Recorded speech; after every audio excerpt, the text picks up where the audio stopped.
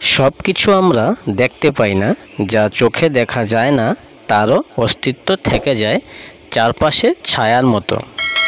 মানুষ ছায়ার কথা ভাবে, কিন্তু ছায়ার ভিতরে মানুষ থাকতে পারে এমন ভাবা যায় কি? এই গল্প সেই ছায়ার মধ্যেই লুকিয়ে থাকা মানুষের গল্প। একটি পুরনো বাড়ি, এক যুবক, হারিয়ে যাওয়া আত্মীয়দের স্মৃতি আর এক ভয়ানক সত্যের মুখোমুখি হওয়ার কাহিনী নিয়ে আমাদের আজকের গল্প। তাই গল্পটি মনোযোগ দিয়ে শেষ পর্যন্ত শুনবেন এবং কমেন্টে জানাবেন গল্পটি আপনাদের কেমন লাগলো। তাহলে চলুন শুরু করা যাক আমাদের আজকের গল্প, ছায়ার ভিতর মানুষ। রিভু প্রায় 3 বছর পর কলকাতায় ফিরল। ছোটবেলা কেটেছে এই শহরের গলিতে। স্কুল, প্রথম প্রেম, প্রথম সিনেমা, সব কিছু এখানে। কিন্তু এবার ফিরেছে ভিন্ন উদ্দেশ্যে। সে এসেছে মামার মৃত্যুর পর। মামা অমিতাভ চক্রবর্তী ছিলেন নামী চিত্রকর। জীবনভর একা থেকেছেন দক্ষিণ কলকাতার এক পুরনো বাড়ি প্রতিভা ভবনে। কারো সঙ্গে তেমন মিশতেন না, কিন্তু রিভুকে খুব ভালোবাসতেন। 3 মাস আগে খবর আসে মামা আত্মহত্যা করেছেন। রিভু বিশ্বাস করতে পারেনি। তার মন বলছিল কিছু একটা ঠিক নেই।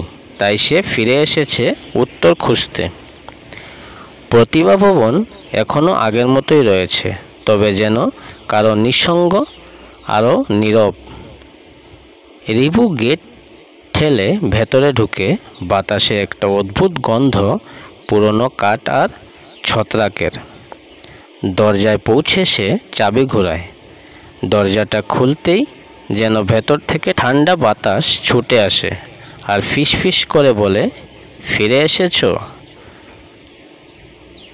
সে থমকে যায়, পেছনে তাকায়, কেউ নেই।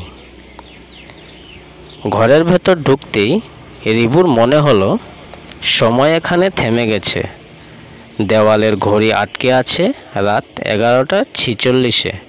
ল্যাম্প, সোফা, আলমারি সব ঠিক আগের মতো, শুধু মানুষটা নেই। রিভু মামার ঘরে ঢুকে খাটের নিচে থেকে পুরনো কাঠের বাস্কটা বের করলো। সেই বাস্কে ছিল একটা পুরনো চিঠি।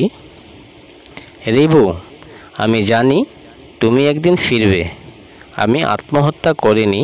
আমাকে বাধ্য করা হয়েছে। এই বাড়ির ভিতরে কিছু আছে, একটা ছায়া, যাকে তুমি চোখে দেখবে কিন্তু ছুঁতে পারবে না। আমি ওর কাছে বন্দী হয়ে পড়েছিলাম। এখন তুমি সাবধান থেকো। তোমার নাম, তোমার মামা অমিতাভ। চিঠি পড়তেই রিভুর গলা শুকিয়ে গেল। ঠিক তখনই ঘরের আলো নিভে গেল। পরদিন সকালে রিভু স্থানীয় পুরনো লাইব্রেরিতে গেল। পুরনো খবরের কাগজে পাওয়া গেল এক তথ্য। এই বাড়ি একসময় ছিল এক ব্রিটিশ জজের। 1902 সালে তার স্ত্রী মারা যান রহস্যজনকভাবে। তারপর থেকে নাকি এখানে এক ছায়া মহিলা ঘোরাফেরা করে। রিভু হাসল। ভূতের গল্পে তার বিশ্বাস নেই, কিন্তু যেটা কল্পনা মনে হচ্ছিল ধীরে ধীরে সেটা বাস্তব হয়ে উঠতে লাগলো। রাতে সে আবার একটা ছায়া দেখতে পেল। মামার চেয়ারে বসে থাকা একটি অব্যয়। চোখ নেই, মুখ নেই, কেবল একটা নারীর আকৃতি। ছায়াটা ধীরে ধীরে বলে উঠল, তোমাকেও আমি পেয়ে যাব। রিভু উঠে দাঁড়ায়, কিন্তু পা যেন জমে যায় মাটিতে।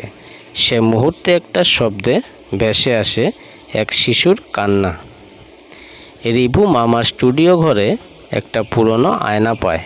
আয়নাটায় অদ্ভুত ব্যাপার, যা সে বাস্তবে দেখে তা আয়নায় ধরা পড়ে না, আবার যা আয়নায় দেখে তা বাস্তবে নেই। এক রাতে সে দেখে আয়নার তার পেছনে দাঁড়িয়ে আছে একজন মহিলা, পরনে সাদা শাড়ি, মাথা নিচু। সে ঘুরে তাকায়, কেউ নেই, কিন্তু আয়নাতে এখনও স্পষ্ট দেখা যাচ্ছে সেই মহিলা।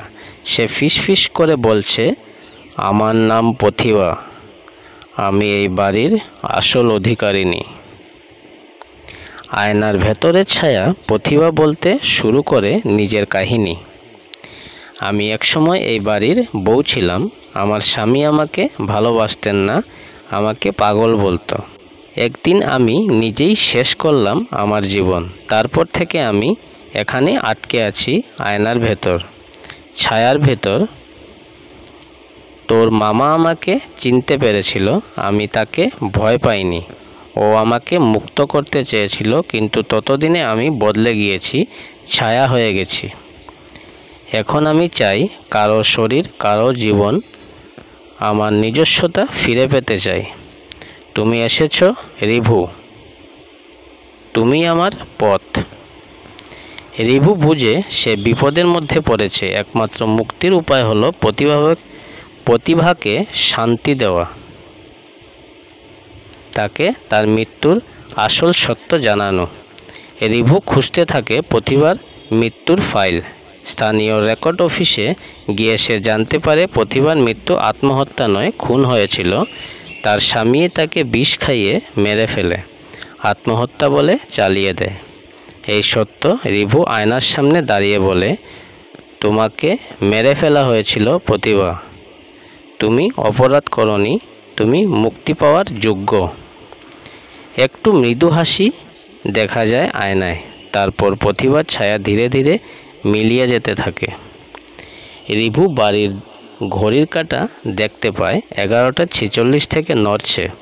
সময় আবার চলছে। তারপর সে মামার ঘরে ফিরে যায়। দেখে মামার পেন্টিংগুলোর মধ্যে একটি নতুন ছবি এসেছে। এক নারী, মুখে শান্তি, চোখে জল, পেছনে সূর্যোদয়।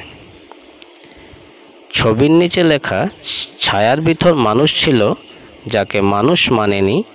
রিভু জানে সে একটা বড় দায়িত্ব পালন করেছে। প্রতিভা এখন মুক্ত, মামার আত্মাও শান্তি পেয়েছে। প্রতিভা ভবন রিভু রেখে যায় না, সে সেটা একটি আর্ট গ্যালারিতে রূপান্তরিত করে, যেখানে মানুষ আসবে, ছবি দেখবে, অনুভব করবে। ছায়ার মধ্যেও কত রকম মানুষ বাস করে। রিভুর চোখে আজ আর ভয় নেই, কারণ সে জানে ছায়ার ভিতরে সত্যি একজন মানুষ থাকতে পারে। তাকে শুধু উপলব্ধি করতে জানতে হয়। তাহলে গল্পটি এখানেই সমাপ্ত হচ্ছে। গল্পটি আপনাদের কেমন লাগলো কমেন্টে জানাতে ভুলবেন না। যদি ভালো লেগে থাকে তাহলে লাইক, কমেন্ট, শেয়ার এবং চ্যানেলটি সাবস্ক্রাইব করে রাখবেন, যাতে এ ধরনের গল্প প্রতিনিয়ত পেতে পারেন। সবাই ভালো থাকবেন। ধন্যবাদ।